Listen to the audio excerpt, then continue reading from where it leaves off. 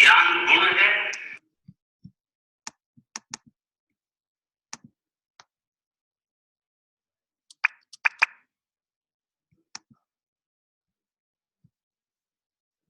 नमो लोये सौहरिहन्तानं नमो लोये सौहृदानं नमो लोये सौभागिर्यां नमो लोये सौजायां नमो लोये सौत्रिकालवती सावनं ओंकारमिन्दु संयुक्त नित्यं जयन्ति योगिनः कामदं मोक्षदं च ओंकाराय नमो नमः मङ्गलं भगवान् यो मङ्गलं गोपमोनि मङ्गलं कुञ्कुण्डारि भुजेन्द्रमोसुमङ्गलं नमः स्मरिष्णाय स्वानुभूत्या तथास्ति स्वभावाय भवाय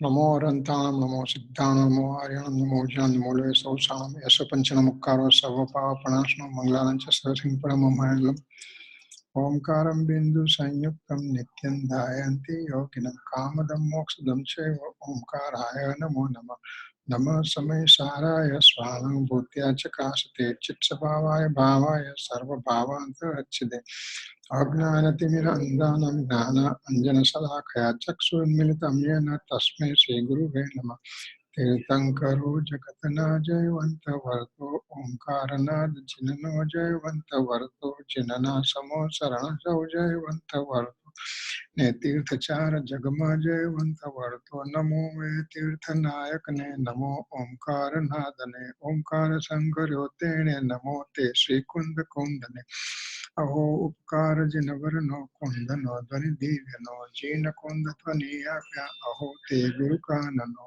अहो ते भगवती मातनो ध्रुव अचलने अनुपम गति पामेल सर्वे सीधने वंदी कहो सुत केवली भाषित असमय प्राव्रत अरे हूँ एक शुद्ध सदा अरूपी ज्ञान दर्शनमय करे कई अन्य ते मारू जरी परमाणु मात्र नथी जमने तते मुझ ज्ञान नथी कारक नथी वेद करे जाने जकर मोदय निरजरा बंधते मज मोक्ष ने ओम नमः सिद्धेभ्यो ओम सिद्धेभ्यो ओम श्री शुद्धात्माने नमः।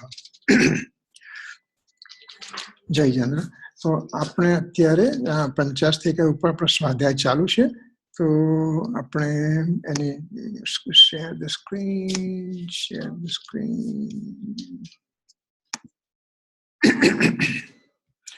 ઓકે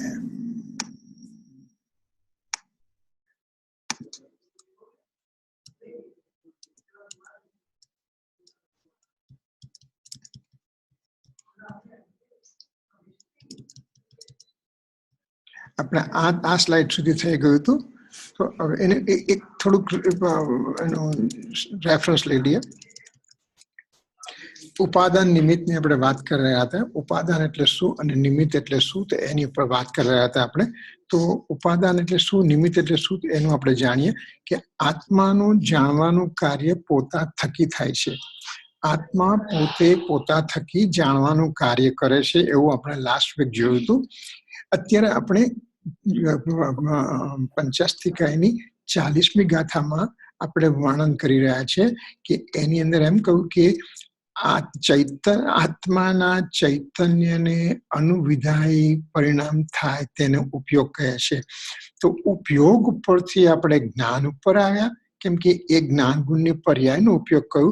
તે જ્ઞાન ગુણની પર્યાય જે જ્ઞાનની પર્યાય છે એનું શું કાર્ય છે જો કે ગાથાની અંદર તો એકદમ શોર્ટની અંદર જ કહી દીધું છે પણ એમાંથી આપણે અંદરથી વિચારીને શું કહેવા માંગે છે, જ્ઞાન શું છે, જ્ઞાનની અંદરથી શું થાય છે, હું જ્ઞાનમાં કઈ રીતે આગળ વધી શકું, જ્ઞાનનું સ્વરૂપ શું છે, ઉપાદાન નિમિત્ત શું છે એનું આપણે વર્ણન કરીને આપણે જ્ઞાન વિશેની આપણી માહિતીને થોડી દ્રઢ કરતા જઈએ છીએ.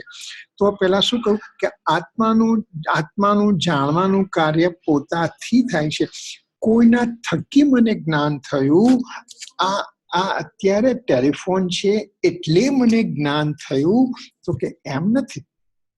તારું જ્ઞાન તારાથી, તારા કારણે, તારામાંથી થાય છે. જો આપણે એમ કહીએ કે જ્ઞાન મને જે થાય છે એ જ્ઞાન પ્રકાશથી થાય છે. અંધારું તો મને ખબર પડવાની નથી કે આ રૂમમાં શું શું પડ્યું છે, નહીં પડે. તો જ્ઞાન માટે પ્રકાશ હોય તો જ્ઞાન થાય છે. મારી પાસે ઇન્દ્રિયો હોય તો જ્ઞાન થાય છે, અને ઇન્દ્રિયનો વિષય હોય તો જ્ઞાન થાય છે. એવું મેં નક્કી કર્યું. શું શું કહું? આપણી માન્યતા એવી છે કે ઇન્દ્રિયોથી જ્ઞાન થાય છે, ઇન્દ્રિયના માધ્યમથી જ્ઞાન થાય છે. ઇન્દ્રિયનો વિષય છે એટલે મને જ્ઞાન થાય છે, અને પ્રકાશ છે એટલે જ્ઞાન મને થાય છે. પ્રકાશ, પદાર્થ અને ઇન્દ્રિય 3 હોવાથી મને જ્ઞાન થાય છે. એવું મારું જનરલી, કન્વેન્શનલી, વ્યવહારથી મારું સમજવાનું છે. પણ આમાં એમ કહ્યું આત્માનું જાણવાનું કાર્ય પોતાથી થાય છે.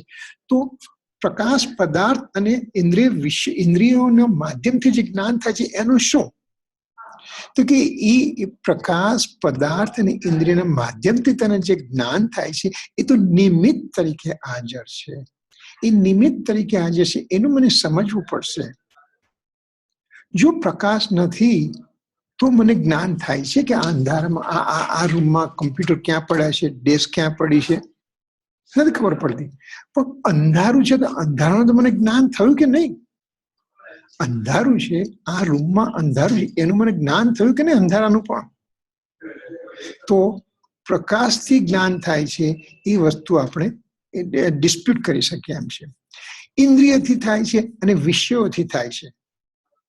તો જો ઇન્દ્રિયના માધ્યમથી જ્ઞાન થતું હોય અને વિષયોથી જ્ઞાન થતું હોય તો એ પણ વસ્તુ યોગ્ય નથી. કેમ? કે જો અત્યારે હું, દાખલા તરીકે રાત પડી ગઈ છે, 8-9 વાગ્યા છે, 10 વાગ્યા છે, 11 વાગ્યા છે, અને હું અત્યારે હવે સુવા જઉં છું. મેં રૂમને અંધારો કર્યો છે, પડદા પાડી દીધા છે.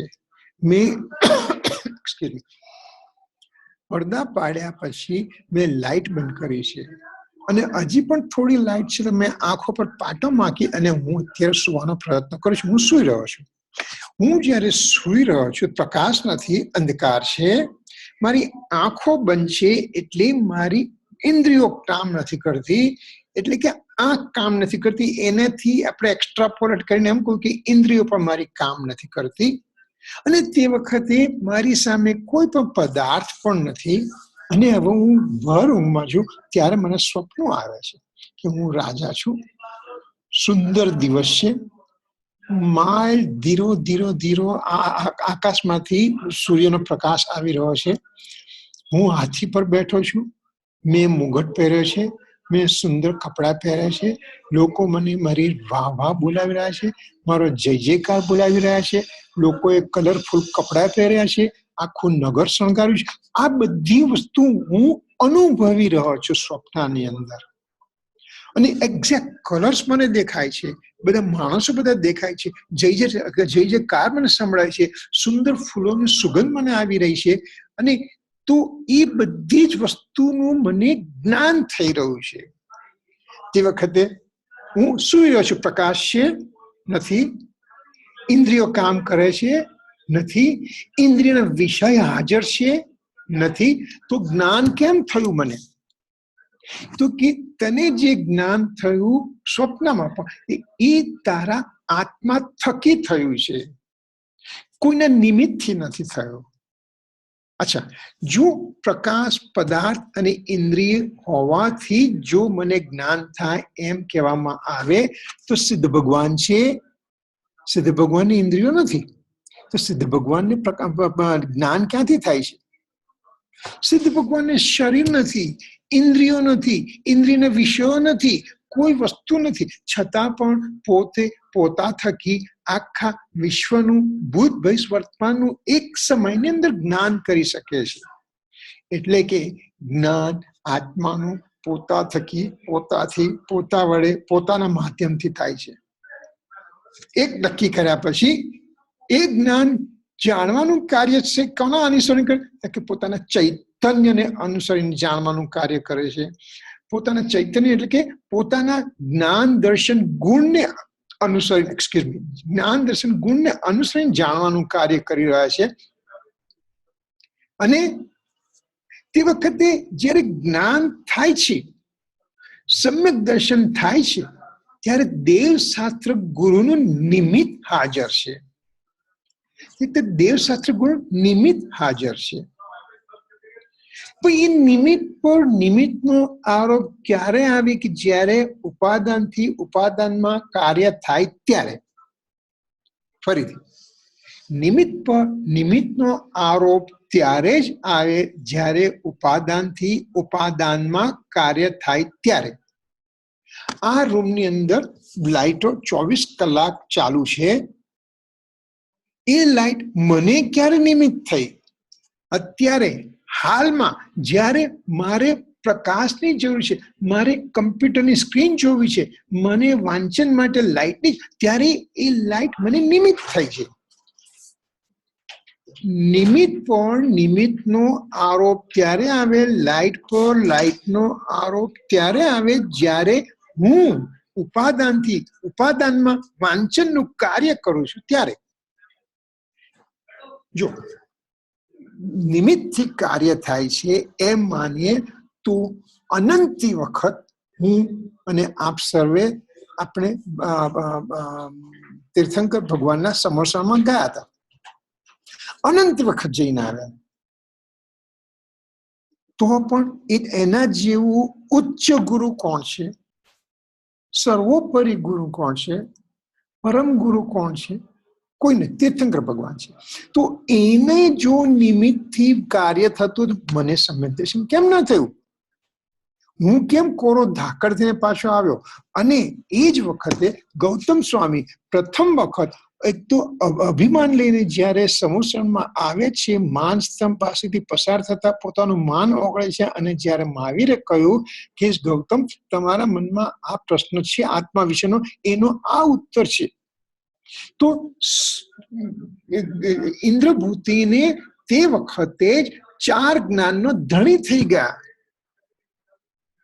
અને ત્યાર પછી મહાવીર ભગવાનના નિર્માણને આગલી તે જ દિવસે રાત્રે એમનું પણ કેવળ જ્ઞાન થયું.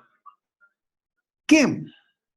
તો કે પોતાનું ઉપાદાન તૈયાર હતું ત્યારે મહાવીરનું નિમિત્ત હાજર હતું. તો એ રીતે આપણે ખ્યાલ રાખવો પડે કે મારું ઉપાદાનથી ઉપાદાનમાં કાર્ય થાય ત્યારે નિમિત્ત પર નિમિત્તનો આરોપ આવે. આ સિદ્ધાંતને મારે સાંભળી, સમજી, વિચારી અને એ એવો હૃદયગત કરવો પડશે કે એ વગર મારું કાર્ય નહીં થાય, એ મારે ખ્યાલ રાખવો પડશે. તો નિમિત્તથી નિમિત્ત પર આરોપ ત્યારે જ જ્યારે ઉપાદાનથી ઉપાદાનમાં કાર્ય થાય ત્યારે જ. સિદ્ધાંત એ છે કે દરેક દ્રવ્યનું કાર્ય પોતાથી પોતામાં થાય છે. પૂતગલ પોતાનું કાર્ય કરે છે, ચૈતન્ય જીવ પોતાનું કાર્ય કરે છે, ધર્માસ્તિક અધર્માસ્તિક આકાશકાળ પોતપોતાનું કાર્ય કરી રહ્યા છે, પોતપોતાની પ્રયોજનભૂત પરિણતિ કરી રહ્યા છે. એમાં કોઈનો હસ્તક્ષેપ થતો નથી. હવે ઉપાદાનની વાત કરીએ આપણે, તો ઉપાદાન કેવું છે? ઉપાદાન ત્રિકાલી છે અને ઉપાદાન ક્ષણિક છે. ત્રિકાલી ઉપાદાન એટલે કે જેની અંદરથી કાર્ય થાય છે તેને ઉપાદાન કહ્યું. પણ એ ઉપાદાન ત્રિકાલી છે, કેમ કે એ દ્રવ્ય છે. એ દ્રવ્ય છે એ ત્રિકાલી છે. દ્રવ્ય છે સચ્ચિત આનંદ સ્વરૂપ છે. સત એટલે કે તેનું હોવાપણું છે. હોવાપણું એટલે કે તેનું ભૂત ભવિષ્ય વર્તમાનમાં તેની અસ્તિ છે. એને કોઈએ ક્રિએટ નથી કર્યું અને કોઈને ડિસ્ટ્રોય કરવા નથી. એટલે એ ત્રિકાલી દ્રવ્ય છે. તો હું ત્રિકાલી દ્રવ્ય છું. તો કાર્ય મારામાં, મારું પ્રયોજનભૂત વસ્તુનું કાર્ય મારામાંથી થશે. પૂતગલ છે, આ પૂતગલ છે અત્યારે, તો એ પૂતગલ પોતાનું કાર્ય, પોતાની પ્રયોજનભૂત ક્રિયા પોતે પોતાનામાં કરે છે. ધર્માસ્તિક અધર્માસ્તિક આકાશકાળ પોતે પોતાની પ્રયોજનભૂત ક્રિયા કરે છે. તો એને ત્રિકાલી ઉપાદાન કહું કે એ દ્રવ્ય છે, છ દ્રવ્ય છે, એ ત્રિકાલી છે. હવે ક્ષણિક ઉપાદાન એટલે જો ત્રિકાલી ઉપાદાન એટલે કે હું જીવ દ્રવ્ય છું અને કાર્ય મારામાં જ થાય છે એમ નક્કી થયું, તો મને હજી સુધી સમ્યક દર્શન કેમ ન થયું? તો કે હા થશે, તો તને, તું આત્મા છે એટલે તને જ થશે. કાર્ય થશે તો તને જ થશે, પણ એ ત્રિકાલી ઉપાદાન છે. કાર્ય તારામાં જ થશે, પૂતગલમાં નહીં થાય. સમ્યક દર્શન કાર્ય પૂતગલમાં નહીં થાય, ધર્મ આકાશ કાળમાં નહીં થાય. જ્યારે કાર્ય થશે તારામાં જ થશે, કેમ કે તું ત્રિકાલી છે એટલે ત્રિકાલી ઉપાદાન તરીકે મારામાં કાર્ય થશે. પણ ક્યારે? ક્યારે? કે ક્ષણિક ઉપાદાન પણ છે. ક્ષણિક એટલે કે એક સમયની પર્યાય, એક સમયની પર્યાયમાં એકચ્યુઅલી કાર્ય થઈ રહ્યું છે. જ્યારે હું ઘરેથી નીકળું છું, હું મંદિરે જઈ રહ્યો છું, હું મંદિરે જઈ રહ્યો છું. મંદિરમાં દાખલ થતા, મંદિરના પ્રાંગણમાં દાખલ થતા હું દરવાજાથી અંદર આવ્યો, હું પાર્કિંગ લોટમાં મેં કાર મૂકી, હું બહાર બહાર સિંકમાં મારા હાથ ધોયા, પછી મારા બૂટ ચંપલ કાઢીને ઓમ નિસ્સી નિસ્સી નમોસ્તો નમોસ્તો નમોસ્તો કરીને હું ભગવાનના ગૃહમાં દાખલ થયો. ત્યાર પછી ભગવાનના રંગ મંડપમાં ઉભો રહીને મેં ભગવાનની ભક્તિ સ્તુતિ કરી, અને ત્યાર પછી હું ગુરુ મંદિરમાં જઈને ગુરુની સ્તુતિ કરી. તો ઘરેથી તો હું મંદિર જ નીકળ્યો છું, મંદિરમાં આવતા આટલા ભાગલા પડી ગયા. એવી રીતે ઉપાદાન ત્રિકાલી છે, મારામાં જ કાર્ય થાય છે. પણ ક્યારે? જ્યારે એક સમયની પર્યાય છે એમાં કાર્ય થાય છે. ખરેખર કાર્ય એમાં થઈ રહ્યું છે. ત્રિકાલી ઉપાદાનમાં કાર્ય કેમાં થશે? કે એક સમયની પર્યાયમાં થશે. એક સમયની પર્યાય એ હું છું, અને એક ક્ષણિક ઉપાદાનમાં કાર્ય થાય છે. એટલે ત્રિકાલી ઉપાદાન પણ સ્વતંત્ર છે અને ક્ષણિક ઉપાદાન પણ સ્વતંત્ર છે. એટલે કે ગુરુદેવ શ્રી કાનજી સ્વામીએ દ્રવ્ય સ્વતંત્રતાનો ઢંઢેરો પીટાવ્યો, અને 45 વર્ષ સુધી આપણને આત્મદ્રવ્ય વિશે સમજણ આપી, સમયસાર વિશે સમજણ આપી, પ્રવચનસાર, નિયમસાર, પંચાસ્તિકા, અષ્ટપાવ, આ બધા શાસ્ત્રોની આપણને સમજ આપી, અને એમને દ્રવ્યની સ્વતંત્રતાનો ઢંઢેરો ફેલાવ્યો. અને દ્રવ્યની સ્વતંત્રતાની સાથે સાથે પર્યાયની સ્વતંત્રતા પણ આપણને બતાડી, અને હું પર્યાયમાં સ્વતંત્ર છું એ પણ બતાડ્યું. મારી પર્યાય મારા થકી મારા માટે સ્વતંત્ર રીતે ઉત્પન્ન થઈ છે, એમાં કોઈનો હસ્તક્ષેપ નથી. હવે નિમિત્ત કરતા નહીં શકે. જે ક્ષણિક પર્યાય જે છે, ક્ષણિક પર્યાયની અંદર કાર્ય થયું તો નિમિત્ત હાજર છે. જ્યારે સમ્યક દર્શન મારામાં થાય છે ત્યારે દેવશાસ્ત્ર ગુરુ નિમિત્ત હાજર છે. પણ હું નિમિત્ત પહેલા શોધી લઉં, હું પહેલા ગુરુ શોધી લઉં, પછી હું કાર્ય કરું, તારું કાર્ય કદાપી નહીં થાય. કેમ કે નિમિત્ત કરતા નથી, નિમિત્તથી કાર્ય થતું નથી. ઉપાદાનથી ઉપાદાનમાં કાર્ય થાય છે, મારાથી મારા થકી મારામાં કાર્ય થાય છે. એ સિદ્ધાંત મારામાં મજબૂત થવો જોઈએ, એ સિદ્ધાંત મારામાં દ્રઢ થવો જોઈએ. એ જ્યારે દ્રઢ સિદ્ધાંત થશે ત્યારે તો હું મારી જવાબદારી લેતા શીખીશ. ગુરુદેવ શ્રી કાનજી સ્વામી કહ્યું કે તું પરમાત્મા છે એમ નક્કી કર. ત્યારે શિષ્યએ કહ્યું કે પ્રભુ આપ પરમાત્મા છે એમ તો પહેલા અમને નક્કી કરવા દો. ત્યારે ગુરુદેવ શ્રી કહ્યું નહીં, તું પરમાત્મા છે એમ નક્કી કર. તું પરમાત્મા છે એ દ્રઢ નિર્ણય કર. તું પરમાત્મા છે એમાં તું ઠરી જા. હું પોતે પરમાત્મા છું એની મને એક શ્રદ્ધા થવી જોઈએ. નિમિત્તથી કાર્ય નથી થતું, એ આપણને ખ્યાલ રાખવો. ત્યાર પછી શું કહું? દરેક દ્રવ્ય પોતાના દ્રવ્ય ક્ષેત્ર કાળ અને ભાવને ઓળંગીને બીજાનું કાર્ય ન કરી શકે. એનો અર્થ એમ થયો કે હું મારા દ્રવ્ય ક્ષેત્ર કાળ ભાવમાં રહું છું. મારું લિમિટેશન છે, કોઈ પણ દ્રવ્યનું લિમિટેશન છે. એ દ્રવ્યનું દ્રવ્ય તરીકે પોતાના દ્રવ્યની અંદર જ કાર્ય કરી શકે, પોતાના ક્ષેત્રમાં કાર્ય કરી શકે, પોતાના અનાદિ અનંત સુધીના કાળની અંદર પોતે કાર્ય કરી શકે, અને પોતાના અનંતા ભાવ એટલે કે ગુણોમાંની અંદર કાર્ય કરી શકે. એટલે દરેક દ્રવ્યનું દ્રવ્ય ક્ષેત્ર કાળ ભાવ એને ચતુષ્ટય કહ્યું. સ્વચતુષ્ટય અને પર ચતુષ્ટય. સ્વદ્રવ્ય સ્વક્ષેત્ર સ્વકાળ સ્વભાવ, પર દ્રવ્ય પર ક્ષેત્ર પર કાળ પર ભાવ, એમ કરીને દ્રવ્ય ક્ષેત્ર કાળ ભાવથી આ બે વસ્તુઓને અલગ અલગ કરવામાં આવી કે આનું ક્ષેત્ર અહીંયા છે, આનું ક્ષેત્ર અહીંયા છે, આ વસ્તુનું કાર્ય કરવાનું ક્ષેત્ર મર્યાદા અહીંયા છે, આ દ્રવ્યની કાર્ય કરવાની ક્ષેત્ર ક્ષમતા આ જગ્યાએ છે, એનાથી બહાર નથી. તો એક મોટો મોટો પ્રિન્સિપલ આપણે ખ્યાલ આવ્યા પછી આપણે આગળ વધીએ કે શું કહે છે? નિમિત્તથી કાર્ય થાય એ માન્યતા નીકળી જાય. જ્યારે દ્રવ્ય ક્ષેત્ર કાળ ભાવને ઓળંગીને બીજાનું કાર્ય ન થઈ શકે ત્યારે કાર્ય થાય, ત્યારે ઉપાદાનથી ઉપાદાનમાં કાર્ય થાય છે, ત્યારે નિમિત્તની હાજરી છે પણ નિમિત્તે કોઈ હસ્તક્ષેપ કર્યો નથી. એટલે નિમિત્તથી કાર્ય થાય છે એ મારી માન્યતા નીકળી જાય છે. નિમિત્તથી કાર્ય થાય એ માન્યતા નીકાળવાની છે. રિમેમ્બર, એક સિમ્પલ વસ્તુ સમજ, માન્યતા મારે બદલાવાની છે. માન્યતા શબ્દ મોસ્ટ ઇમ્પોર્ટન્ટ છે. માન્યતા બે જાતની છે, કાં તો પર તરફની માન્યતા, કાં તો સ્વ તરફની માન્યતા. અને અધિકારથી મારી પર તરફની માન્યતા છે એટલે એનાથી મને અનંત સંતાન છે. જ્યારે હું માન્યતાને સ્વ તરફ લાવીશ તો એનું નામ સમ્યક દર્શન, અને એ સમ્યક દર્શન થતા મારો સંસાર પરિમિત થઈ જશે.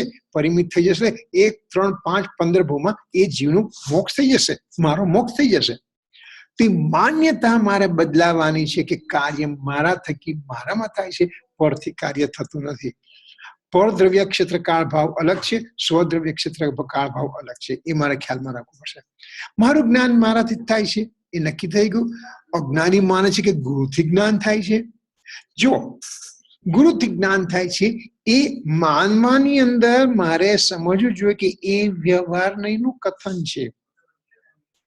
એમાં નિમિત્તથી ઉપાદાનથી ઉપાદાનમાં કાર્ય થાય ત્યારે જ્યારે નિમિત્તની હાજરી છે તો એ નિમિત્તને ઉપર ઇમ્પોર્ટન્સ આપી અને એ નિમિત્ત પર વિવેક કરી અને હું વિનયથી એમ કહું છું કે ગુરુથી જ્ઞાન થાય છે.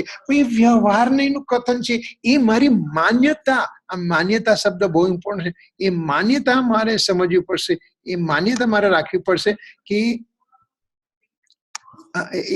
એ જે મારી માન્યતા છે, આ માન્યતા મારી જે છે એ માન્યતામાં ફેર ન થવો જોઈએ. હા, હું એમ કહી શકું કે ગુરુથી મને જ્ઞાન થયું તો હું વિનયથી કહું છું, વિનયથી કહું છું. પણ તે વખતે પણ મારી સમજમાં નક્કી હોવું જોઈએ, મારી માન્યતામાં નક્કી થવું જોઈએ કે નિમિત્તથી કાર્ય થાય છે એ માન્યતા મારી ખોટી છે. મારું જ્ઞાન મારા થકી થાય છે એ માન્યતા હોવી જોઈએ. જે સ્વરૂપ સમજાવીના પામ્યો દુઃખ અને સમજાવ્યું તે પદ નમો શ્રી ગુરુ ભગવાન. સમજાવ્યું, કોણે સમજાવ્યું? દેવ શાસ્ત્ર ગુરુએ સમજાવ્યું. શ્રી એટલે શાસ્ત્ર, શ્રી સદગુરુ એટલે ગુરુ, અને ભગવંત એટલે દેવ. દેવ શાસ્ત્ર ગુરુ એના થકી મને જ્ઞાન થયું, એના થકી મને જ્ઞાન થયું એવું કૃપાળુ દેવે પહેલી સ્ટાન્ઝામાં વાત કરી. તો શું કૃપાળુ દેવને સમ્યક દર્શન થયું? તો એમને ખ્યાલ નહોતો કે જ્ઞાન મારાથી મારામાં જ થાય છે અને પરથી જ્ઞાન નથી થતું. તો સમજાયું તે કેમ ના લખ્યું અને સમજાવ્યું તે લખ્યું? યુ અને વ્યુ એ આની અંદર અડધો વ છે. એ અડધો વ છે એ ઇમ્પોર્ટન્ટ છે. સમજાવ્યું અને સમજાયું. સમજાયું મારા થકી મારામાં થયું. તો કૃપાળુદેવ સમજાવ્યું કેમ કહ્યું? તો કૃપાળુદેવને પણ ખ્યાલ છે કે જ્ઞાન મારાથી મારા થકી મારામાં થયું છે. મારા સ્વ દ્રવ્ય ક્ષેત્ર કાળ ભાવથી જ્ઞાન થયું છે અને મારા જ્ઞાનની અંદર હું જ જવાબદાર છું. મારું જ્ઞાન મારાથી થયું છે. પણ તે વખતે નિમિત્ત તરીકે દેવગુરુ શાસ્ત્રની હાજરી હોવાથી શ્રી સદગુરુ ભગવંતને પોતે નિમિત્તને આગળ કરીને, નિમિત્ત પર વિવેક દેખાડીને, નિમિત્ત પર વિનય દેખાડીને પ્રભુ જ્ઞાન તો આપથી થયું એમ કહ્યું એમણે, એટલે સમજાવ્યું શબ્દ લખ્યો છે. એ એક જ શબ્દની અંદર વ્યવહાર નહીં, નિશ્ચય નહીં, સંધિ કૃપાળુ દેવે સુંદર રીતે કરી દીધી છે. સિમ્પલ શબ્દ છે. આપણે નાનું બાળક પણ એ જ બોલે છે, જે સ્વરૂપ સમજાના પામ્યો દુઃખને સમજાવતો પદ્મશીર્ષ. તો એ નાનું બાળક પણ બોલી શકે, મોટી ઉંમરનો માણસ પણ બોલી શકે, પણ એની અંદરનું જે ગૂઢ રહસ્ય છે એ આપણને ખ્યાલમાં રહેવું જોઈએ. જ્યાં સુધી મને ખ્યાલમાં નથી ત્યાં સુધી હું ભ્રમમાં રહું છું. જો હું ભ્રમમાં રહું છું, મારો અનંત સંસાર ચાલુ છે. તો એ મને ખ્યાલ મારો કોઈ દિવસ નીકળવો ન જોઈએ. ગુરુની વાણી કાનમાં પડી, ગુરુ કહે છે કે તું પરમાત્મા છે, આનું પરિણમન ન થાય. આનું જયારે પરિણમન થયું, ગુરુએ કહ્યું કે તું પરમાત્મા છે, એનું પરિણમન મને થયું, ત્યારે તો ગુરુની વાણી મને કાનમાં પડી એમ કહેવાશે. એનો દાખલો આપે છે. દાખલો શું આપ્યો? તારી બાજુ સાપ છે, એ સારી બાજુ સાપ છે એ ખબર પડતા જ, જ્યારે તું ભાગે છે ત્યારે તારી બાજુ સાપ છે એનું જ્ઞાન તને સાર્થક છે. પણ સાપ છે, સાપ છે, સાપ છે, પણ તું ભાગતો નથી, સાપ તને કરશે તું મરી જઈશ. પોપટને શીખવાડ્યું કે જો ભાઈ આપણા ઘરમાં પેલી બહારની બિલાડી આવે છે ને, બહુ ખરાબ છે, તો એ બિલાડી આવી તને મારી નાખશે. તો તારે તે બિલાડી આવે તો તારે આ ખ્યાલ રાખવાનો કે બિલ્લી તોતા કો ખાएगी, બિલ્લી તોતા કો ખાएगी. તો પોપટને શીખવાડી દીધું. પોપટ બોલવા માંડ્યો, બિલાડી આવી, પોપટ બોલવા માંડ્યો, બિલ્લી તોતા કો ખાएगी, બિલ્લી તોતા કો ખાए. બિલાડી આવી, પાંજરું ખોલ્યું અને પોપટના હાથમાં લીધો અને મારી નાખ્યો. ત્યાં સુધી પેલો પોપટ બોલે છે કે બિલ્લી તોતા કો ખાएगी, બિલ્લી. અરે પણ તારું પરિણમન કર ભાઈ, તું પરિણમન કર, ભાગ ભાગ ભાગ, ઉડ. તો એ ઉડતો નથી. તો જ્યારે ગુરુની વાણી મારા કાનમાં ક્યારે પડી કે જ્યારે મારામાં પરિણમન થયું, ત્યારે તો મારી સાચી ગુરુ પ્રત્યેની અર્પણતા થશે. ત્યારે જ્ઞાનનું પરિણમન સાચું થયું એમ કહેવાશે. જ્ઞાનનો ક્ષમ થયો અને કંઈક કશાયની મંદતા થઈ એમ હું સંતુષ્ટ થઈ ગયો છું. જ્ઞાન જ્ઞાન જ્ઞાનનો ઉઘાડ છે. 6 દ્રવ્ય શું છે, 9 તત્વ શું છે, 7 તત્વ શું છે, 9 પદાર્થ શું છે, સમયસાર શું છે, એ બધા જ શાસ્ત્રને હું બોલવા માંડું મારા જ્ઞાનના ક્ષયોક્ષમથી. અને એની સાથે મને કશાની મંદતા થઈ છે. જેમ જેમ જ્ઞાનનો ક્ષયોક્ષમ વધે સાચી રીતે, તેમ તેમ ઇન્વર્સલી પ્રોપોર્શનલ રીતે કશાની મંદતા થતી જાય છે. જેમ જેમ જ્ઞાનનો ક્ષયોક્ષમ વધે તેમ તેમ કશાયની મંદતા થાય છે. જો જ્ઞાનનો ક્ષયોક્ષમ હોય એની સાથે મને માન કશાયમાં વધતો ગયો હોય તો મને એ જ્ઞાન સાચું નથી. જે યથાર્થ જ્ઞાન છે, જેમ જેમ જ્ઞાન વધતું જાય છે, જ્ઞાનનો ક્ષયોક્ષમ જ્ઞાનની વૃદ્ધિ થતી જાય એમ એમ મારી કશાયની મંદતા થતી જાય છે. 5 લબ્ધિનું સ્વરૂપ કહેવામાં આવ્યું છે. સમ્યક દર્શન માટેના 5 લબ્ધિનું સ્વરૂપ છે. ક્ષોક્ષમ લબ્ધિ, વિશુદ્ધિ લબ્ધિ, દેશના લબ્ધિ, પ્રાયોગિક લબ્ધિ અને કરણ લબ્ધિ એમ કરીને 5 લબ્ધિનું સ્વરૂપ કહ્યું છે. ક્ષોક્ષમ લબ્ધિ, વિશુદ્ધિ લબ્ધિ, દેશના લબ્ધિ, પ્રાયોગિક લબ્ધિ અને કરણ લબ્ધિ. તો ક્ષોક્ષમ લબ્ધિ એટલે શું? જ્ઞાનનો ઉઘાડ, જ્ઞાન મનામાં થવું, જ્ઞાન મારામાં થવું. જ્યારે જ્યારે જ્ઞાન મારામાં થતું જાય છે, જ્ઞાનનો ક્ષોક્ષમ વધતો ગયો છે, જ્ઞાનની ઘનતા વધતી જાય છે, તેમ તેમ કશાયની મંદતા પણ કશાય મંદ થતો જાય છે. કશાની તીવ્રતા મંદ થતી જાય છે. એટલે કે ક્ષયોક્ષમ લબ્ધિ જ્યારે થાય છે એની સાથે એક ક્ષણ વિશુદ્ધિ લબ્ધિ છે, એટલે કે કશાયની મંદતા છે. ક્ષયોક્ષમ લબ્ધિ છે, જ્ઞાનનો ઉઘાડ થયો છે, કશાયની મંદતા છે. અને એ જ્યારે થાય છે ત્યારે મારામાં ગુરુની વાણી સાંભળવા માટેની પાત્રતા તૈયાર થઈ છે, મારામાં કશાયની મનતા થઈ છે, મારામાં જ્ઞાનનો ક્ષમ વધ્યો છે. ત્યારે દેશના લબ્ધિ છે, એટલે કે ગુરુ જ્યારે દેશના આપે છે ત્યારે જેમ સ્પંજ પાણી ચૂસી લે છે એવી રીતે ગુરુની વાણી, શાસ્ત્રની વાણી, તીર્થંકરની વાણી હું ગ્રહી લઉં છું. અને ગ્રહીને સાંભળવા માટે નહીં, સમજવા માટે નહીં, પણ એનું નિધિધ્યાસન કરીને મારી જીવનમાં ઉતારું છું. ત્યારે ક્ષોભક્ષમ લબ્ધિ, વિશુદ્ધિ લબ્ધિ અને દેશના લબ્ધિ થઈ. ત્યાર પછી પ્રાયોગિક લબ્ધિ, એ જે વસ્તુ હવે મેં સાંભળી, સમજી, અનુસરી, મારા જીવનમાં ઉતારી છે, હવે એનું હું રટણ કરું છું, નિધિધ્યાસન કરું છું, ભાવના કરું છું, એનું મનન ચિંતન કરું છું વારંવાર વારંવાર વારંવાર. એને પ્રાયોગિક લબ્ધિ કહે. પહેલી વસ્તુ ફરીથી, ક્ષોભક્ષમ લબ્ધિ જ્ઞાનનો ઉગાડ, જેટલો જેટલો જ્ઞાનનો વિકાસ, એની સાથે વિશુદ્ધિ લબ્ધિ એટલે કશાયની મંદતા, બંને દે ગો હેન્ડ ઇન હેન્ડ. અને એ બંને લબ્ધિ થાય છે ત્યારે મારામાં દેશના લબ્ધિ એટલે કે ગુરુની દેશનાને હું ગ્રહણ કરવા થયો છું. દેશના તો છે, પૂજ્ય ગુરુદેવ શ્રી કાનજી સ્વામીના 9200 પ્રવચન ઇન્ટરનેટ ઉપર આપણને અવેલેબલ છે. વિતરાગવાણી.com અને આત્મધર્મ.com ઉપર 9200 પ્રવચન હાજર છે આપણા માટે. પણ એ સાંભળી, વિચારી, મારી જ્ઞાનની વૃદ્ધિ કરું ત્યારે મારામાં કશાયની મંદતા થાય છે. એટલે કે ક્ષોભક્ષમ લબ્ધિ, વિશુદ્ધિ લબ્ધિ. અને ત્યારે જ્યારે ક્ષોભક્ષમ લબ્ધિ, વિશુદ્ધિ લબ્ધિ થઈ છે ત્યારે દેશના જ્યારે હું સાંભળું છું એ દેશનાને હું ગ્રહણ કરું છું. ગ્રહણ કરવું એનું નામ લબ્ધિ છે, એનું નામ દેશના લબ્ધિ. દેશના ચારે બાજુ છે, ઇન્ટરનેટ પર છે, બુક્સ ઉપર છે, ટીવી ઉપર છે, પ્રત્યક્ષ સાંભળવાનું ટાઈમ મળે છે, એ બધી જ વસ્તુ છે. પણ એનું ગ્રહણ કરું ત્યારે એને દેશના લબ્ધિ કરું. એ ગ્રહણ કરી હવે હું મનન ચિંતન કરું, એના પર નિધિધ્યાસન કરું, એનું રટણ કરું, એનું એ મારું જીવન બનાવી દઉં, તો એને પ્રાયોગિક લબ્ધિ કહી. આ પ્રાયોગિક લબ્ધિ જ્યારે થાય ત્યારે તત્વનો યથાર્થ તત્વ નિર્ણય થાય છે. યથાર્થ તત્વ નિર્ણય થયો એટલે કે મારું સાચું સ્વરૂપ છું એ મને હવે ખબર પડી છે.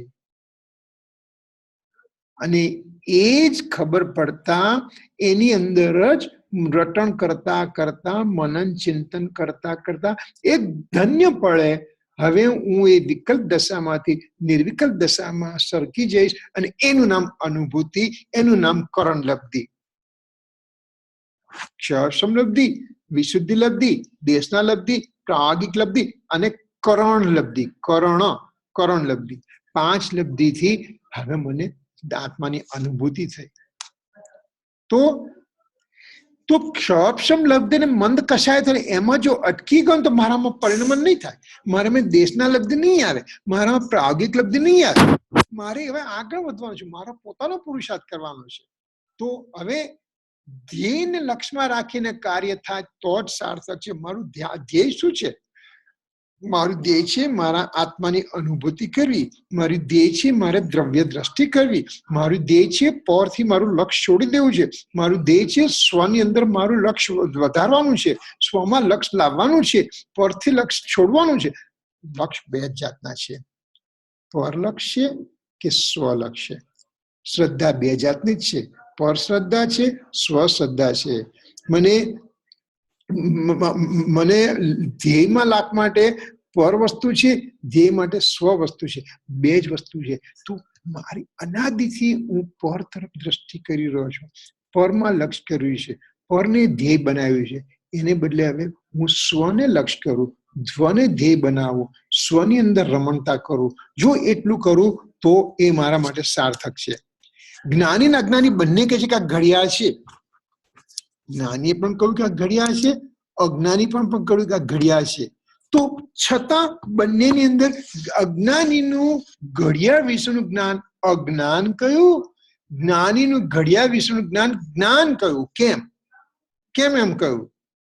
અરે ઘડિયાળ છે એમ બંને અમે બોલીએ છીએ, બંને સમજીએ છીએ, બંને માનીએ છીએ. એ ઘડિયાળ જ છે ને, એ કે ટીવી તો નથી કહ્યું અમે, એને ટેલિફોન તો નથી કહ્યું અમે. તો કે જ્ઞાની ને અજ્ઞાની બંને ઘડિયાળ છે એમ કે છતાં અજ્ઞાનીને જ્ઞેય લુબ્ધતા છે અને જ્ઞાનીને જ્ઞાન લુબ્ધતા છે. આ એક બહુ મોટો પ્રિન્સિપલ છે, આપણે ખ્યાલમાં રાખવો પડશે. જ્ઞેય લુબ્ધતા અને જ્ઞાન લુબ્ધતા એટલે કે અજ્ઞાની એ જ્ઞેયની અંદર ઓતપ્રોત થઈ ગયો છે. લુબ્ધ થવું એટલે ઓતપ્રોત થવું. જ્ઞેય એટલે કે જાણવા લાયક પદાર્થ, વિશ્વના જાણવા લાયક પદાર્થ જે છે એની અંદર હું એકમેક થઈ ગયો, એની અંદર મેં મારાપણું કર્યું છે. આ ફોન મારો છે, આ ફોન જો ખોવાઈ જાય તો મને અત્યારે ચિંતા થાય. અત્યારે હમણાં જ આજે અત્યારે શિબિર ચાલુ થવાની છે મંગલાયતનમાં, અને વાર્ષિક શિબિર ચાલુ થવાની છે. તો એક ભાઈ આવ્યા, એક એમ ઉદયપુરથી અલીગઢ ટ્રેનમાં આવતા હતા અને એ ટ્રેન દિલ્હી જવાની હતી. તો એની અંદર અમારું એક લેપટોપ રહી ગયું. 40 માણસ ઉતર્યા, અમે એક લેપટોપ રહી ગયું છે. એ અશોકભાઈ લુહાડીને વાત કરતા હતા. એ ભાઈ મેં સાંભળી, મને કઈ અસર ના થઈ. મારું કમ્પ્યુટર હતું ના, આ મારો ફોન અત્યારે કોઈ જગ્યાએ રહી જાય તો મને હું વિહવળ થઈ જાઉં, હું દોડાદોડી કરવા માંડું.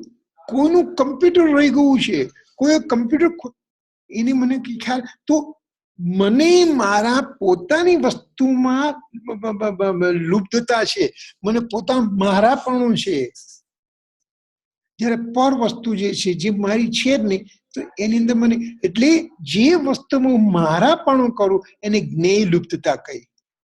અને જ્ઞાનીને જ્ઞાન છે, જાણી છે એમ નક્કી કર્યું છે, બસ. એને મારાપણું નથી, એને હાઈવોય નથી, એને રાગ નથી, એને દ્વેષ નથી અધ્યાત્મની અપેક્ષાથી. તો જ્ઞાનીને જ્ઞાન છે, પરથી હું અલગ છું એમ નક્કી છે. જ્યારે અજ્ઞાનીને પરથી મને જ્ઞાન થયું, પરને કારણે મને જ્ઞાન થયું, પ્રકાશ પદાર્થ અને ઇન્દ્રિયોના માધ્યમથી મને જ્ઞાન થયું એમ અજ્ઞાની માને છે. એટલે એનું નામ જ્ઞેય લુપ્તતા. અને જ્ઞાની માને છે કે મને જ્ઞાન મારા થકી, મારામાં, મારા વડે, મારા આધારે થયું છે. તો જ્ઞાનીને જ્ઞાન લુપ્ત, જ્ઞાની જ્ઞાનમાં જ સમાઈ ગયો છે. તો જ્ઞાન જાણે અને જ્ઞાન જાણે છે અને પરદ્રવ્ય તેના જ્ઞાનમાં જણાઈ જાય છે. જો આ એક બહુ બહુ ઇમ્પોર્ટન્ટ છે. અને નેક્સ્ટ સ્લાઇડ પર આપણે એનું જ્ઞાન જાણે છે અને પરદ્રવ્ય તેના જ્ઞાનમાં જણાઈ જાય છે. આ અરીસો છે. આ અરીસાની અંદર સામે અગ્નિ છે તો અગ્નિ દેખાય છે, સ્નો છે તો સ્નો દેખાય છે, વિષ્ટા છે તો વિષ્ટા દેખાય છે, ઘર છે તો ઘર દેખાય છે. એ અરીસો એમ નથી કહેતો કે તમે આ દુર્ગંધવાળી વિષ્ટા કેમ મારામાં ઝળકાવો છો, કે એ અગ્નિ કેમ રાખો છો કે હું ગરમ થઈ જઈશ. તો અરીસો એમ નથી કહેતો. અરીસો તો સિમ્પલી એનું પ્રતિબિંબ પોતાના અરીસામાં પાડે છે. જ્ઞાન પણ પોતે પર પદાર્થને પોતામાં ઝળકાવી રહ્યું છે. જ્ઞાન પર દ્રવ્યમય થતું નથી. જ્ઞાન રૂપી અરીસામાં પરદ્રવ્ય સિમ્પલ જણાઈ જાય છે. એ પરદ્રવ્ય સિમ્પલ ઝળકી જાય છે. તો આમાં આગળ અજ્ઞાની જ્ઞાન જ્ઞેય સંકર દોષ કરે છે. જો અઘરા અઘરા શબ્દ આવે છે, પણ આપણે એનું આગળ વર્ણન કરતા જ ખ્યાલમાં આવી છે, કેમ કે આપણે આ બધા શબ્દ સાંભળવા પડશે. જ્ઞાન જ્ઞેય, આ શું છે? જ્ઞેય એટલે જણાવવા લાયક પદાર્થ છે. આ શું છે? જ્ઞાનની પર્યાય છે, જાણવા લાયક જ્ઞાનની પર્યાય. આ જ્ઞાન છે, આ જ્ઞેય છે. આ જ્ઞાન જ્ઞેય છે. તો જ્ઞાન જ્ઞેયને એક કરી જો નાખે છે કે આ જ્ઞેયથી મને જ્ઞાન થયું, એમ જ્યારે જીવ માને છે ત્યારે એ અજ્ઞાની છે, અને એને અજ્ઞાનીને જ્ઞાન જ્ઞેય સંકર દોષ કહો છે. એટલે એમાં 31મી ગાથામાં સમયસારની અંદર જીતિ ઇન્દ્રિયો જ્ઞાન સ્વભાવે અધિક જાણે આત્મને નિશ્ચય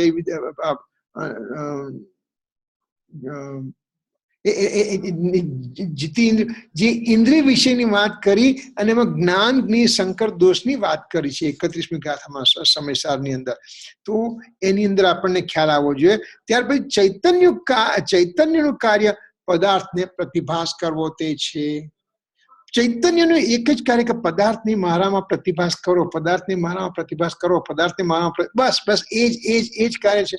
સિદ્ધ ભગવાનની શુદ્ધ પર્યાય જે છે, નિર્મળ પર્યાય છે, એ નિર્મળ પર્યાયની અંદર આખા વિશ્વ લોક અને અલોક ઝળકી રહ્યા છે. અરે એક વિશ્વ નહીં પણ એમાં અનંતા વિશ્વ હોત તો પણ એ જ્ઞાન એને પી જાય એવી જ્ઞાનની તાકાત છે. તો એ ચૈતન્યની જ્ઞાનની પરિણતિમાં પર પદાર્થ ઝળકી રહ્યા છે, પર પદાર્થનો પ્રતિભાસ થઈ રહ્યો છે. બસ એનું એટલું જ કાર્ય છે, એમાં ઇન્વોલ્વ થતો નથી. તો આને એક સાઈડ પર મૂકી આપણે બીજી એક સ્લાઇડ લઈ લઈએ અત્યારે. 1 મિનિટ. હા, તો આ સમય જો આ એક આત્મા પદાર્થ છે, જ્ઞાન જ્ઞેય સંકર દોષ વાત કરી, આત્મા પદાર્થ છે, એની અંદર આત્માનો આત્મા પદાર્થ છે, આત્મદ્રવ્ય છે, એને આપણે જ્ઞાયક કહ્યો છે. એ જ્ઞાયકનું જ્ઞાન ગુણ છે, એ જ્ઞાન ગુણની જ્ઞાન પર્યાય છે. એ જ્ઞાન પર્યાય અરીસા રૂપે છે. જો આ આત્મદ્રવ્ય, જ્ઞાન ગુણ અને જ્ઞાન ગુણની પર્યાય. જ્ઞાન ગુણ એટલે જ્ઞાન દર્શન ગુણ બંને આપણે લેવાનું. જ્ઞાન જાણે છે અને દર્શન દેખે છે.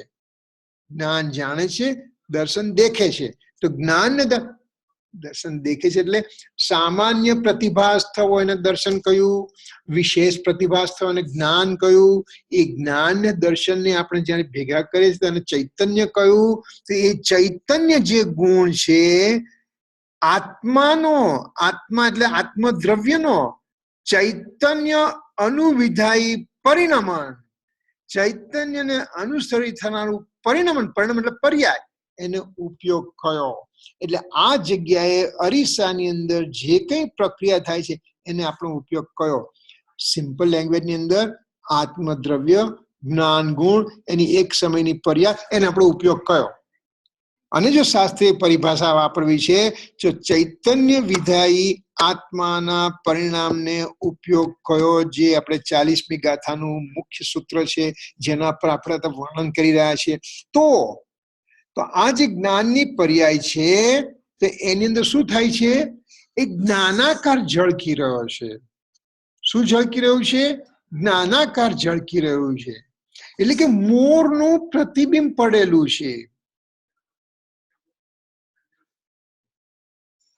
આત્મદ્રવ્ય, જ્ઞાન ગુણની પર્યાય, એ પર્યાયની અંદર એક અત્યારે જ્ઞાનાકાર તરીકે, જ્ઞાનના આકાર તરીકે, અનેક રૂપ જ્ઞાન આકાર તરીકે મોરનું પ્રતિબિંબ ઝળકી રહ્યું છે.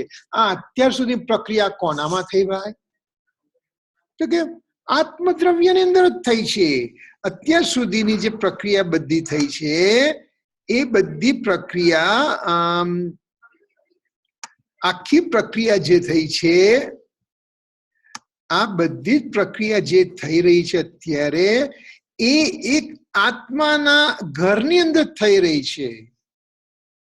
આત્મદ્રવ્ય, એના જ્ઞાન ગુણ, જ્ઞાનની પર્યાય, એની અંદર કાર્ય થઈ રહ્યું છે અત્યારે. કોઈનો અત્યારે હસ્તક્ષેપ છે? અત્યારે નથી.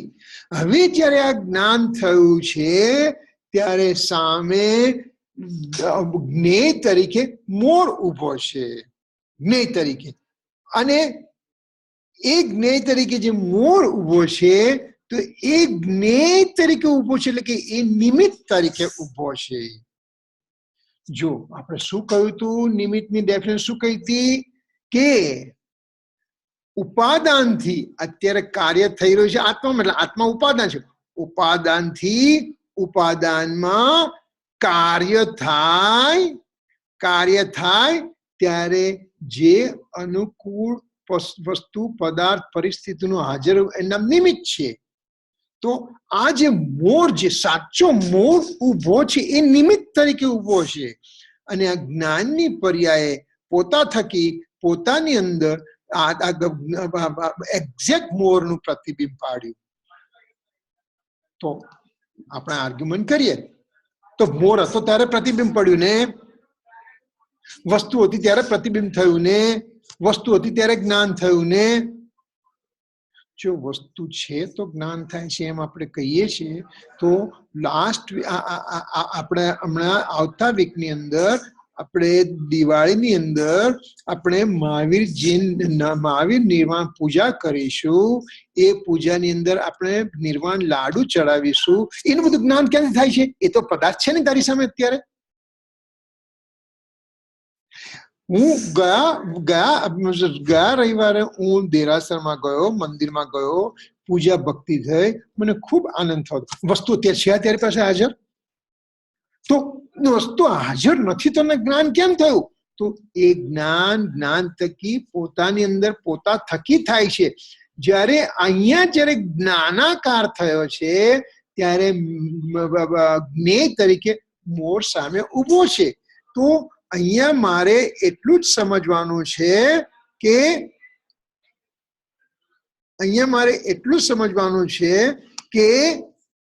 આ જે જ્ઞેય છે અને આ જ્ઞાયક છે એ બંને વચ્ચે એક મોટો પડદો છે.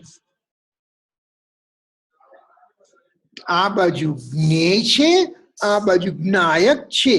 જ્ઞેય જ્ઞાયક અલગ છે. જ્યારે હું એમ માનું કે આ જ્ઞેયથી જ્ઞાન થયું, મોરથી મોરનું પ્રતિબિંબ પડ્યું, જ્ઞેયથી જ્ઞાન થયું, ઓબ્જેક્ટ હતો એટલે મને જ્ઞાન થયું, વિષયો હતા એટલે મને જ્ઞાન થયું. જ્યારે એને કહું છું ત્યારે એને મેં જ્ઞેય લુપ્તતા શબ્દ આપ્યો. આગળ જ્ઞેય લુપ્તતા શબ્દ આવ્યો ને, તો આના થકી જ્ઞાન થયું એટલે એને જ્ઞેય લુપ્તતા કહ્યું.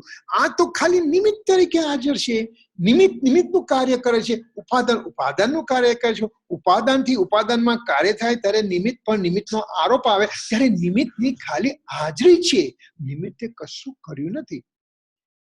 ચલો, મોરથી જ્ઞાન થયું એમ આપણે કઈ બેસી ગયા નહીં. મોરથી જ્ઞાન થયું, મોરથી અહીંયા મોર આવ્યો ક્યાંથી? તો અરીસામાં. અચ્છા, ચલો એ મોરને હું અહીંયા ઉભો રાખું છું અને એની સામે ભીત રાખું છું. તો ભીતમાં મોરનું પ્રતિબિંબ પડશે કે નહીં? કેમ નહીં પડે? તો કે ભીતની અંદર પ્રતિભાસ કરવાની શક્તિ નથી.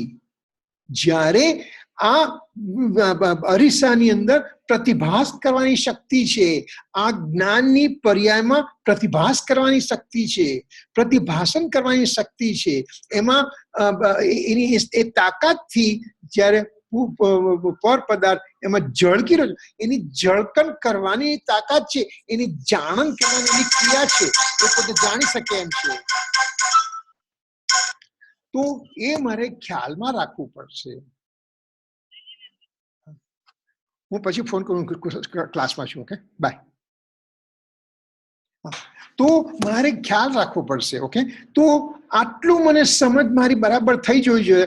જો આટલું મને સમજ પડી છે તો આપણે વ્યવહાર નહીંથી શું કહીશું ભાઈ? અહીંયા કે વ્યવહાર નહીં એમ કહીશું કે આ જે આત્મદ્રવ્ય છે ને, એ આત્મદ્રવ્ય રાગને જાણે છે. આત્મદ્રવ્ય રાગને જાણતો નથી. આત્મદ્રવ્ય રાગનું પ્રતિબિંબ. જો મોરની જગ્યાએ આપણે રાગ મૂકીએ તો એ રાગનું પ્રતિબિંબ પણ મારામાં પડ્યું ને. મારી જ્ઞાનની પર્યાયમાં રાગનું પ્રતિબિંબ પડ્યું. તો રાગ તો બહાર છે અને પ્રતિબિંબ અહીંયા છે. તો મેં શું જાણ્યું? મેં મારી જ્ઞાનની પર્યાયમાં મારી જ્ઞાનની પર્યાયમાં મારા આત્માની જ્ઞાન ગુણની જ્ઞાન પર્યાયમાં જે પ્રતિભાસ થયો, જે જ્ઞાનાકાર થયો, એ જ્ઞાનાકારને મેં જાણ્યો છે. મેં મોરને નથી જાણ્યો, મેં રાગને નથી જાણ્યો, મેં જ્ઞાનાકારને જાણ્યો. પણ આપણે વ્યવહારથી શું કહીશું? મેં રાગને જાણ્યો, રાગને નથી જાણ્યો. રાગના પ્રતિભાસને મેં અનુભૂતિ કરી છે. પછી બીજું,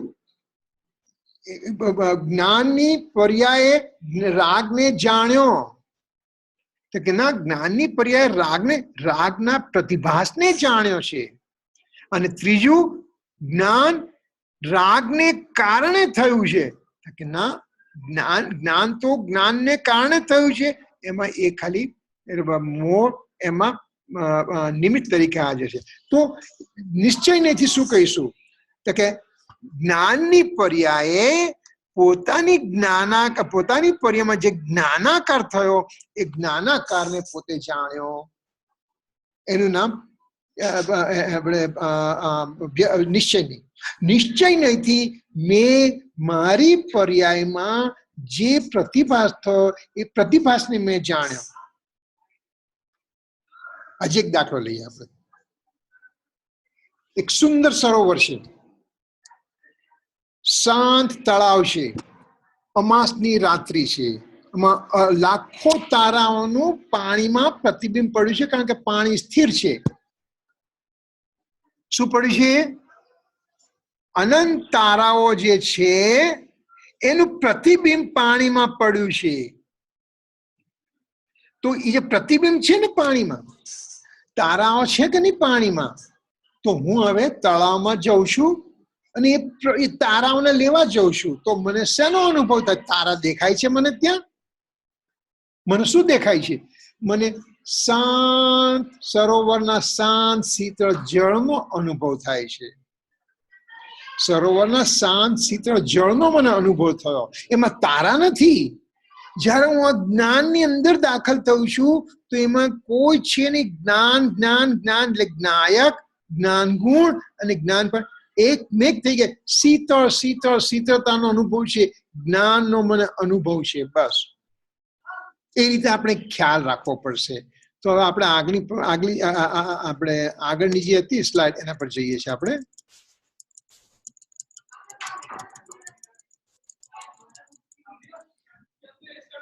હા, ચૈતન્યનું કાર્ય પ્રતિભાસ કરવો, ચૈતન્યનું કાર્ય પદાર્થ પ્રતિભાસ કરવો તે છે.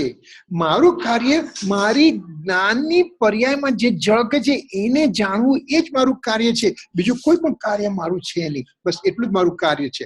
તો હવે આનાથી એક અનેકાંતનો સિદ્ધાંત આપણે નક્કી કરીએ છીએ. જો હજી તો આપણે ચૈતન્ય અનુવિધેય જીવના પરિણામને ઉપયોગ કહે છે એની જ વાત કરી રહ્યા છીએ. તો એમાંથી અનેકાંતનો સિદ્ધાંત કઈ રીતે નીકળે છે? કે ચૈતન્ય સ્વભાવ ત્રિકાળ છે, બરાબર છે. ચૈતન્ય સ્વભાવ એટલે કે જ્ઞાન દર્શન ગુણ છે, અનંત અનાદિ અનંત છે, બરાબર છે. હા, બરાબર છે. ત્રિકાળ છે, એનો જન્મ થયો નથી, એનું મૃત્યુ થશે નહીં, એનો બદલાવ, એનું જે છે એમનું ત્રિકાળ રહેશે. તો કે એને અનુસરીને પર્યાય થઈ રહી છે. સમુદ્ર છે, સમુદ્ર છે એ અનાદિ અનંત સમુદ્ર જેમ છે એમનો એમ જ છે.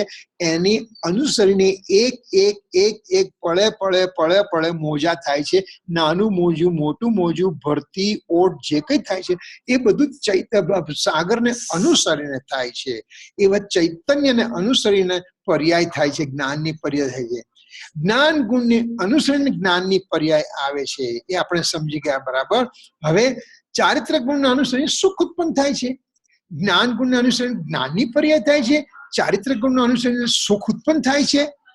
તો એ મારી અંદર જે અભેદ રીતે અનંતા ગુણો જે સમાઈ રહ્યા છે, એમાંથી જો હું જ્ઞાન ગુણનું મોડ્યુલ બહાર કાઢું તો એનું કામ જાણવું જાણવું જાણવું છે. જ્યારે ચારિત્ર ગુણ કાઢું તો એનું નામ સુખ ઉત્પન્ન કરું, સુખ સુખ સુખ સુખ સુખ ઉત્પન્ન કરું, એ થાય છે. તો ચૈતન્યને અનુસરણ ઉપયોગ ઉત્પન્ન થયો તે ચૈતન્યને અનુરૂપ જ થશે. જો 40મી ગાથાનો સિદ્ધાંત ફરીથી, ચૈતન્ય જીવના ચૈતન્ય અનુવિધાય પરિણમનને ઉપયોગ કહે છે. જીવના ચૈતન્ય અનુવિધાય પરિણમનને ઉપયોગ કહે છે. ચૈતન્યને અનુવિધાય એટલે કે અનુસરીને જે પરિણામ થયું એ ઉપયોગ ઉત્પન્ન થયો તે ચૈતન્યના અનુરૂપ જ થશે. સાગરમાંથી મોજા એ સાગર સમાન જ છે. એ સાગરનું જો પાણી ખારું છે તો મોજાનું પાણી પણ ખારું જ રહેશે. એટલે એ ઉપયોગ જે ઉત્પન્ન થયો જ્ઞાન ગુણની પર્યાય ઉત્પન્ન થઈ એ ચૈતન્યને અનુરૂપ જ થશે. ચૈતન્યને અનુકૂળ થાય તે પર્યાય થશે. એ પર્યાય છે એ ચૈતન્યને અનુકૂળ થાય એવી પર્યાય થશે. ત્યારે આગળ આપણે શું કહીએ છીએ? મારું જાણવાનું કાર્ય મારા થકી જ થાય છે, એટલે કે મારા ચૈતન્યને અનુસરીને થાય છે અને પરથી નથી. તો આ સિદ્ધાંત અનેકાંતને સિદ્ધ કરે છે. અનેકાંતનો સિદ્ધાંત શું છે? જો આની અંદર બહુ જ સુંદર રીતે અનેકાંતનો સિદ્ધાંત મૂકી દીધો. મારું જાણવાનું કાર્ય મારા થકી થાય છે, મારા ચૈતન્ય અનુસરી થાય છે અને પરથી તો નથી જ થતું. પરથી નથી થતું મારું જ્ઞાન. મારું જ્ઞાન મારા થકી થાય છે. એ એફર્મેટિવ સેન્ટેન્સ છે, એટલે કે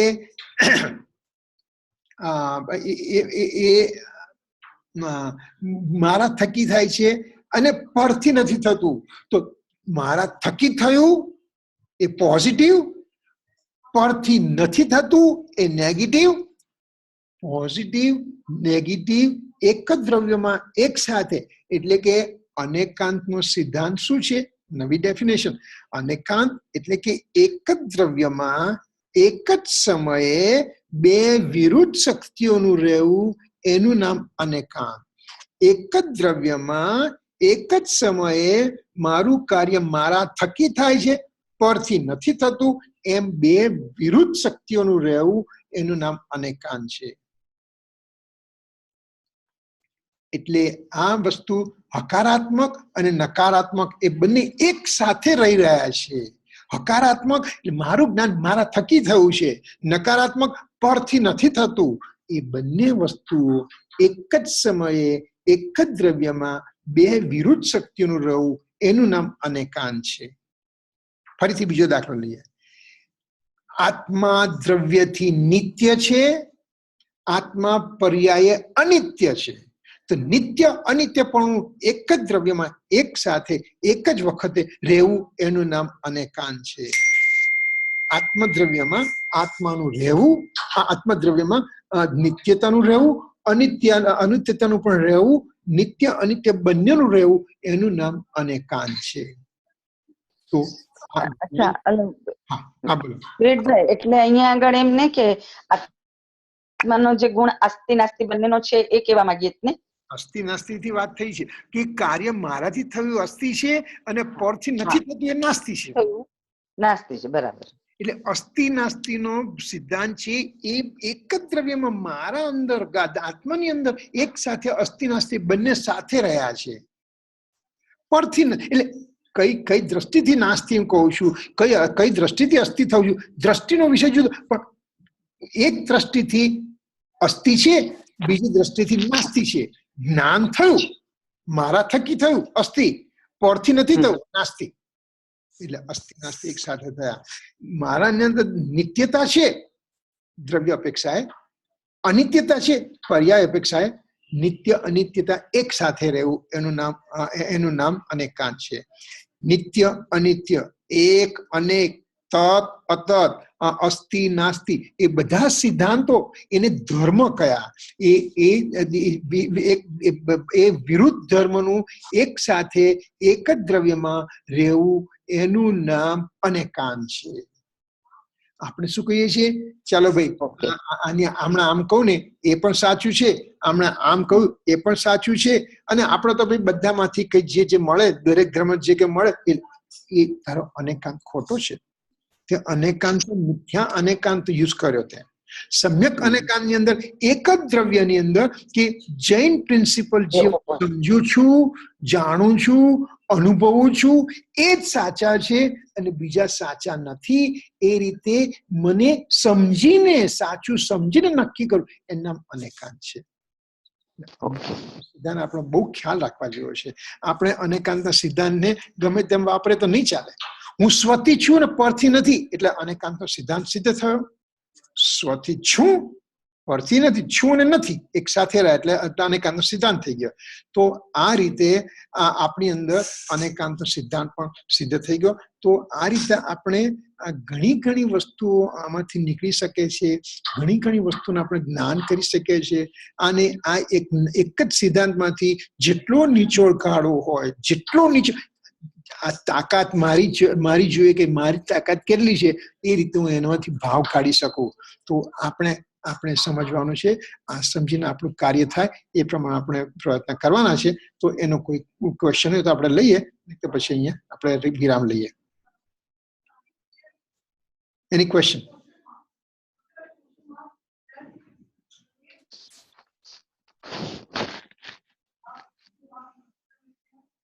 હા, ઓકે.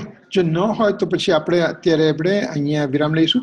અને નેક્સ્ટ ટાઈમ છે ને હું આપને ઈમેલ મોકલીશ. કદાચ એ બેસતા વર્ષનો દિવસ છે અને કદાચ મારો ટ્રાવેલિંગમાં હશે, મને ખ્યાલ નથી અત્યારે. પણ જો હું અગાઉથી આપને જણાવી દઈશ થર્સડે માટેનું. પણ બને ત્યાં સુધી હું મેક શ્યોર કે હું આપણે ક્લાસ તો લઈશું. ઓકે? હા, ઓકે. આપણે વિરામ લઈએ. જાવાણી કે જ્ઞાન સે સૂજેલો કાલો, સો વાણી મસ્તક નમો સદા દેત હું ઢો. 9 બાર નમો કા મંત્ર.